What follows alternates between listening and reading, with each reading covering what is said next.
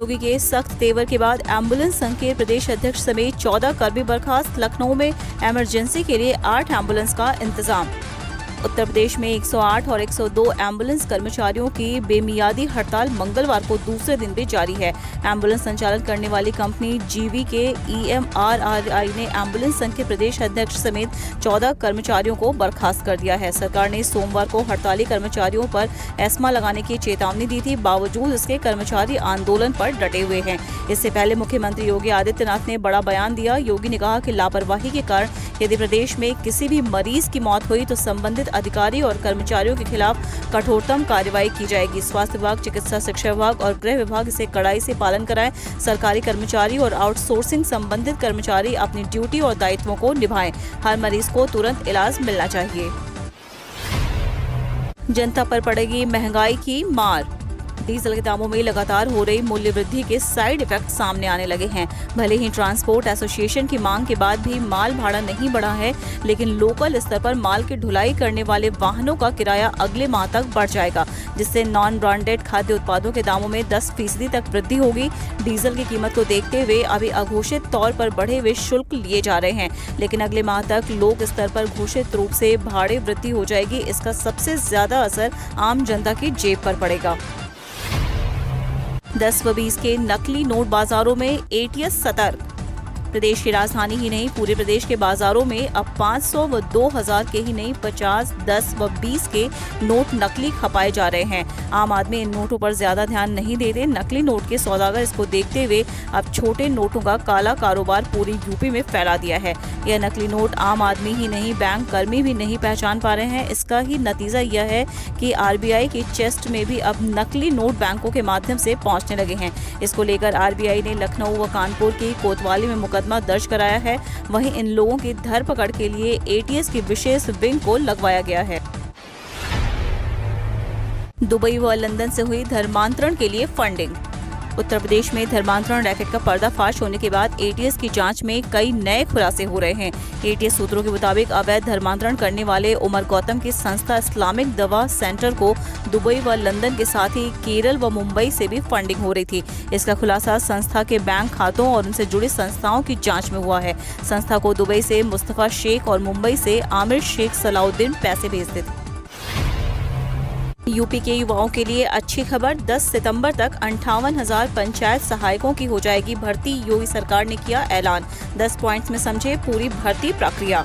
उत्तर प्रदेश में चुनाव से पहले सरकार ने बड़ा ऐलान किया है। मुख्यमंत्री योगी आदित्यनाथ ने पंचायती राज विभाग के 58,189 ग्राम पंचायतों में पंचायत सहायक, अकाउंटेंट सह डाटा एंट्री ऑपरेटर की नियुक्ति करने का ऐलान किया है। 10 सितंबर तक प्रक्रिया पूरी हो जाएगी। इसके लिए 30 जुलाई से ही चयन प्रक्रिया शुरू होगी। भर्ती प्रक्रिया के नियम हैं: पहला, ग्राम प्रधान के परिवार के सदस्य इसके लिए आवेदन नहीं कर सकेंगे।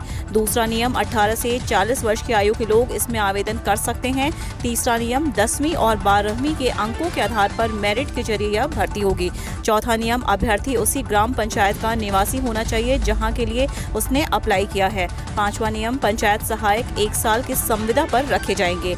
छठवां नियम, अगर सेवाएं संतोषजनक पाई जाती हैं तो ग्राम सभा की खुली बैठक में विचार कर उसकी संविदा 1-1 वर्ष को 2 वर्ष बढ़ाई जा सकती है। सातवां नियम, पंचायत सहायक, अकाउंटेंट कम डेटा एंट्री ऑपरेटर को 6,000 रुपये महीना मानदेय मिलेगा। आठवां नियम, 1 माह के नोटिस पर हटाया भी जा सकता है। नवां नियम, SSC, ST और OBC के अभ्यर्थियों को 5 वर्ष की छूट दी जाएगी। 10वां नियम, चयनित पंचायत सहायकों को सरकार 2 माह का प्रशिक्षण देगी। बेरोजगारों को 3 माह तक पैसे देती है सरकार, अब मिली ये राहत।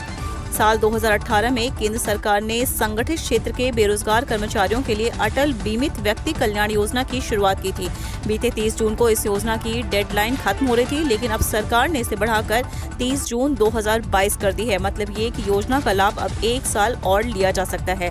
ये जानकारी श्रम और रोजगार मंत्रालय की ओर से सदन में दी गई है। ये कर्मचारी राज्य बीमा निगम की कल्याण योजना है। इसके तहत बेरोजगार बीमित व्यक्ति को सरकार अधिकतम 90 दिन यानी 3 महीने की अवधि के लिए नकद राहत देती है। ये एक तरह का बेरोजगारी भत्ता होता है।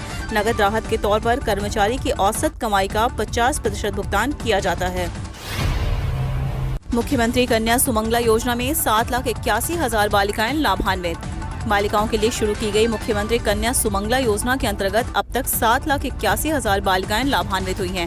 ज्यादा से ज्यादा बच्चियों को इस योजना का लाभ मिल सके, इसके लिए मुख्यमंत्री योगी आदित्यनाथ ने तेजी से कार्य करने के निर्देश दिए हैं। उन्होंने कहा कि महिला सशक्तिकरण और बेटी बचाओ बेटी पढ़ाओ प्रदेश सरकार की सर्वोच्च प्राथमिकता है। मुख्यमंत्री कन्या सुमंगला योजना बालिकाओं के स्वास्थ्य व शिक्षा के स्तर में वृद्धि करने और उनके उज्जवल भविष्य के लिए सहायक है। यूपी चुनाव के दंगल में कूदेगी शरद पवार की एनसीपी, अखिलेश संग मिलाया हाथ। उत्तर प्रदेश में अगले साल होने वाले विधानसभा चुनाव से पहले राजनीतिक दलों ने कमर कस ली है। महाराष्ट्र में सत्ता में शामिल पूर्व केंद्रीय मंत्री शरद पवार की राष्ट्रवादी कांग्रेस अब उत्तर प्रदेश में अभी अपनी किस्मत आजमाएगी। एनसीपी इस बार समाजवादी पार्टी के साथ गठबंधन कर चुनाव लड़ सकती है। एनसीपी के राष्ट्रीय महासचिव के शर्मा ने आज तक पर बात करते हुए कहा कि यूपी में हमारी पार्टी चुनाव लड़ेगी। ये लड़ाई कई मुद्दों पर लड़ी जाएगी। महाराष्ट्र की तरह यहाँ भी हम मुख्य विपक्षी दलों के साथ जाएंगे और समाजवादी पार्टी के साथ मिलकर भाजपा को हराएंगे। साइबर अपराधियों की अब खैर नहीं, सीएम योगी ने दिया सख्त निर्देश, 24 घंटे रखें निगरानी।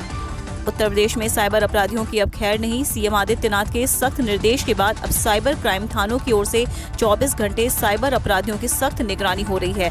मुख्यमंत्री योगी आदित्यनाथ के निर्देश पर खुले परिक्षेत्रीय साइबर क्राइम थानों के द्वारा साइबर अपराधियों पर की गई कार्रवाई में अब तक कुल 385 अभियुक्तों को गिरफ्तार करके 5.5 करोड़ रुपए से अधिक की बरामदगी की गई है। अखिलेश यादव के नाम से बनाई फर्जी ट्विटर आईडी, केस दर्ज, साइबर सेल करेगी जांच। उत्तर प्रदेश के पूर्व मुख्यमंत्री और समाजवादी पार्टी अध्यक्ष अखिलेश यादव के नाम पर फर्जी ट्विटर अकाउंट से विवादित ट्वीट के मामले में एफआईआर दर्ज कराई गई है। सपा प्रदेश अध्यक्ष की तरफ से लखनऊ के गौतमपल्ली थाने में एफआईआर दर्ज हुई है। केस दर्ज होने के बाद मामले की जांच साइबर क्राइम सेल को दी गई है, जिससे पता लगाया जा सके कि यह फर्जी ट्विटर अकाउंट कौन चला रहा है।